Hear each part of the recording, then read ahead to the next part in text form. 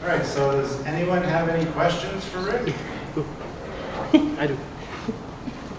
Oh, Rick, the first question I want to ask, what was it like to finally meet those two? To finally meet those two in person? Well, you know, it's not like I met them, you know, just without knowing who they were, because we did a lot of things over Skype. Yeah, it was great to finally, you know, run into the two of them. I missed seeing Stuart at a modeling show called Wonderfest. But you know, we got to see pictures and videos. And I think the question should be how we felt. Yeah. That was my question. So second is part of that question. What's it like to finally meet Rick? Because I know I'm having my own fanboy moment getting to meet Rick. Well, it was great to finally talk to you on Skype, first of all, and then to meet you at Wonderfest, and then again in LA last week. We were in LA with. Oh, that's right. Yeah, we were at the last Wonderfest. Yeah, the one before that. Yeah, That's right. That's right. Yeah, for me, I love most of Rick's designs, and so he's sort of my iconic designer. So definitely, he's such a nice guy. But more questions about him. I'm just like Zach Fogg. Front rows. Going back to the Aero ship design, was that like a regular thing where your design intent ended up at loggerheads with what they started writing? You know, that they didn't, you know, the writers just would put in stuff and just like, but, and you're like, but. No, you know, actually, my experience with the franchise has been, you know, just amazingly positive. Especially with things like the technical notes that we would feed the writers. If the writers wanted some techie term, you know, we'd send them notes, and they were good listeners, like 75 or 80% of the time. That stuff just sailed. Most of the design work that I did, they didn't have a problem with any of it. Maybe a few tweaks here and there. I think the one design that made us all crazy, and I think John Eames was busy doing some stuff on this too, was on Deep Space Nine. Okay, I was there for like 3 seasons, first 3 seasons. And the producers kept throwing drawings back at us. There was some episode where there was this alien, most fabulous object in the universe. And we had no idea what the heck they meant. We gave them all kinds of sculpted things. Some kind of like a Fabergé egg, but alien. And they just kept saying, no. Spaceships, we really didn't have a problem. Okay, with things like the Aero Shuttle, I think that was more of a, you know, an internal political thing within the producers. Okay, I think it really had nothing to do with the artwork that we were presenting. You know, because the Aero Shuttle, it got put underneath the bottom of Voyager, and they didn't say, well, hey, you know, we don't like that, take that out. They just didn't want to go further with it. Okay, but you know, we did 7 seasons of Voyager, and most everything just sailed on through. And you guys would be happy to know we're doing a web episode on the Aero Shuttle with Rick, so if you want to know all about it, with original renders, all that jazz, which is what we do, that would be coming in the future. I can't tell you all about it. I can tell you about the outside. So that's no idea about the inside. That's the best thing about our show, and we're talking to people like Rick, is we make them think outside the box, and they actually theorize on how things work and why things are there. And it's interesting to get that new take on, you know, questions that they've never been asked before. My pro or main personal videos? Anyway, I'll just play that. My next question. Next question. Is that right there? I was wondering, so in some of the older ones, I've noticed that the engine rooms and the place where a lot of most of the ship's crew works were very clean, nice looking, very luxurious for a ship. For example, when Spock dies inside the radiation room. But in some of the newer ones, like the prequel where the year Romulan comes back in time, I noticed that all the ship's inner workings have shifted to a more industrial, very sealed, maze of type. Is there any specific reason Yeah. Well, okay. Well, first off, I did not work on any of the J.J. Abrams films, and you know, engineering on the J.J. Enterprise, that was a beer brewery in Los Angeles. In Los Angeles. We drove past it 2 days ago. And personally, I can't stand it.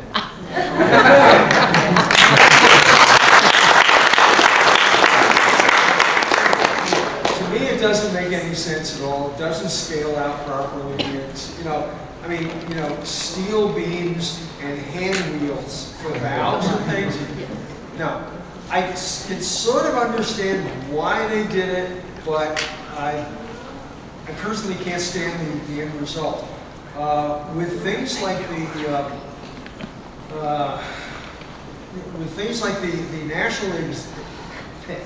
National Ignition Facility, where they're actually testing laser fusion. Okay, that's where they shot that last one for Into Darkness.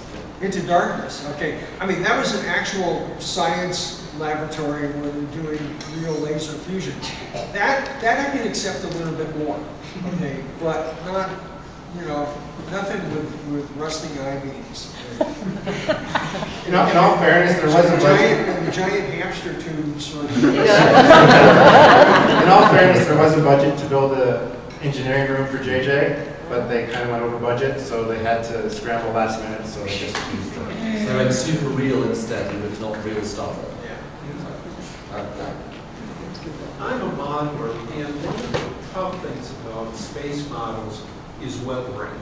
You know, I mean, in order to create a sense that an object has been out in space without making it look like in Star Wars, where, you know, I mean, there's a lot of grime and stuff like that. That doesn't happen in space. You know, if anything, you know, things are baked off.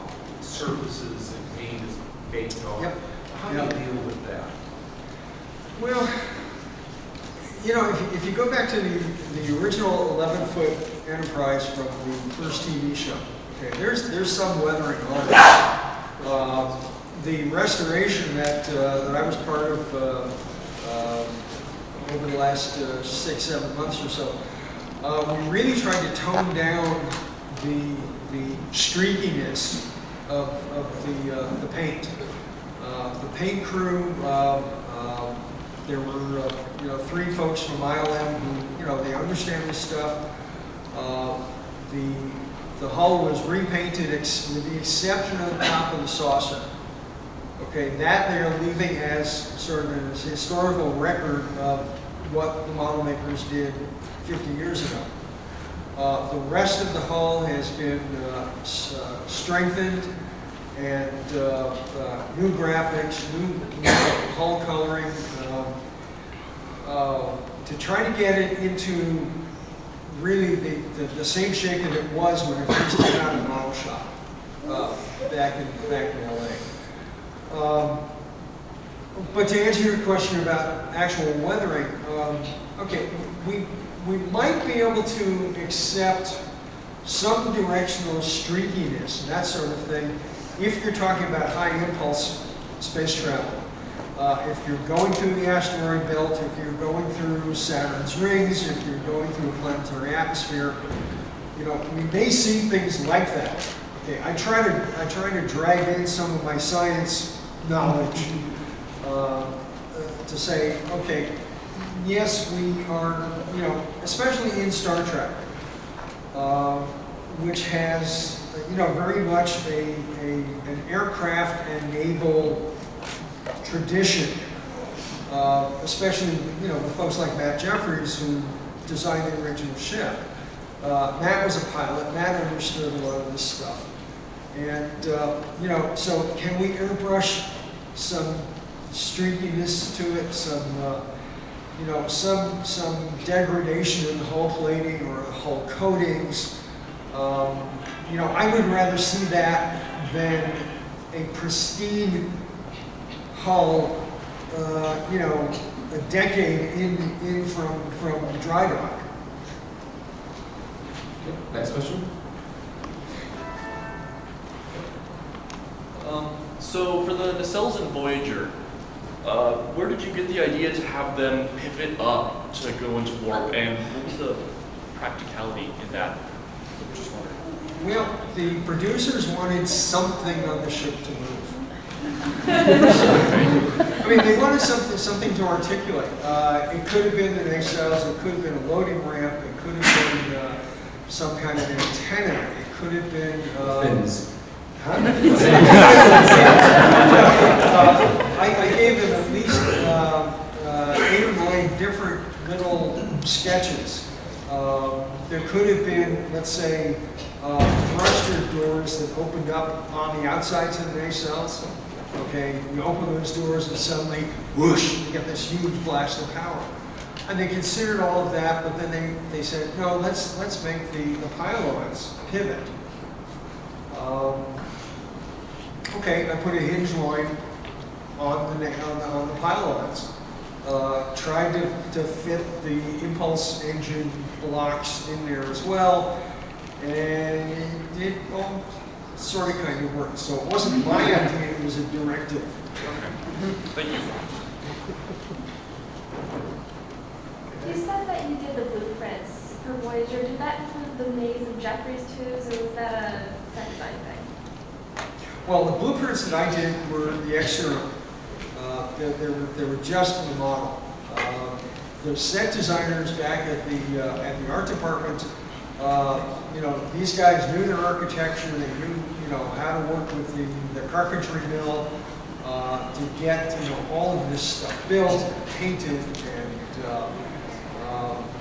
you know, and it was all done within the Starfleet style. You know, very clean lines, you know, rounded corners, you know, aluminum plates along the walls, that sort of thing. And the set designers who have worked on Star Trek over the years, these guys, you know, they know their stuff. They know the look. And, you know, my stuff was all the external stuff. But stylistically, it all married up with what we do on sets as well. Okay, next question. Right about. Speak up. Yeah. Okay. Will your expertise be gracing the new Brian Fuller reboot or Trekyards?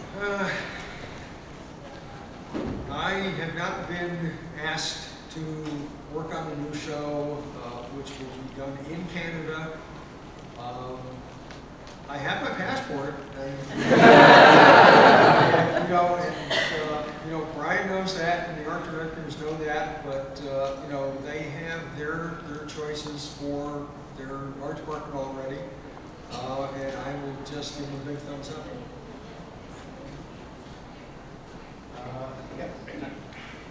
Is there any difference for your design process if it's going to be model and CG or versus just CG? A little bit. With the miniatures, we had to take into account mounting points, where we were going to put, you know, the big steel rods to hold the ship. With things like Voyager, we had hatches that popped off where you could put the mount in. So, you know, and we had upper mounts, lower mounts, side mounts.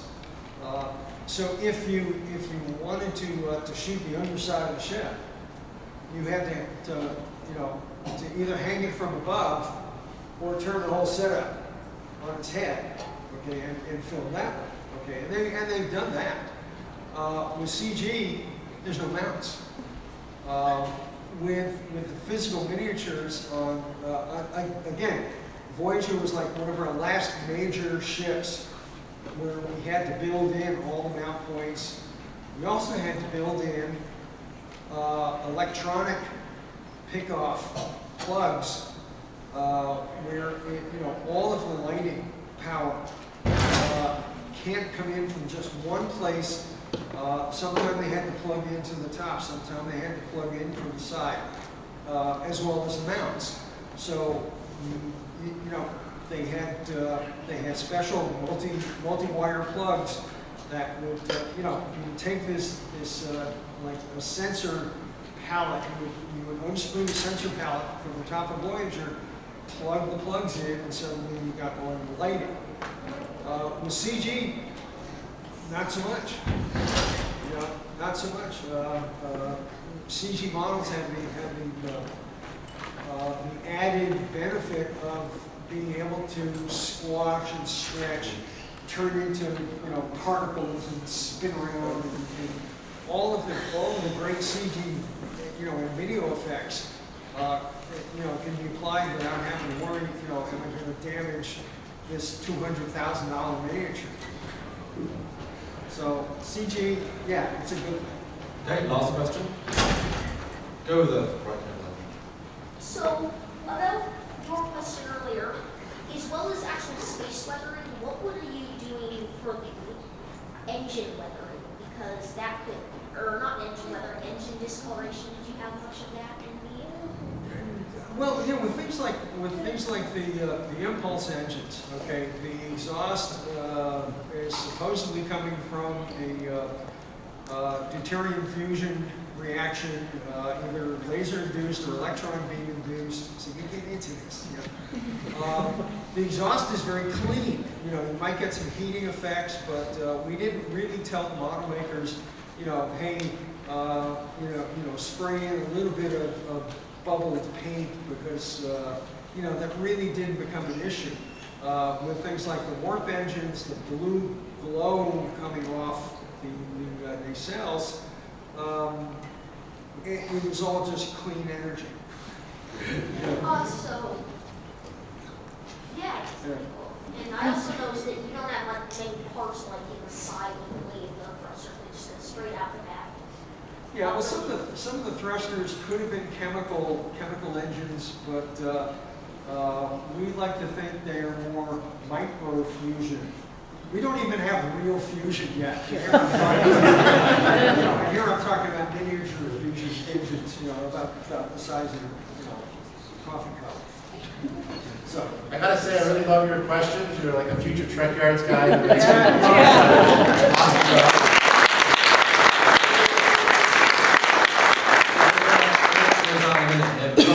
Who here has actually seen Trekyards? Or knows about Trekyards? I do. Oh. No, you don't go watch that. Webs about ships and these guys already. It's on YouTube, it's a weekly show. Talk about, get all this cool facts. I've seen the name pop up on my YouTube page. I just never went to it. Watch it. Definitely watch it. It's amazing. Hey guys,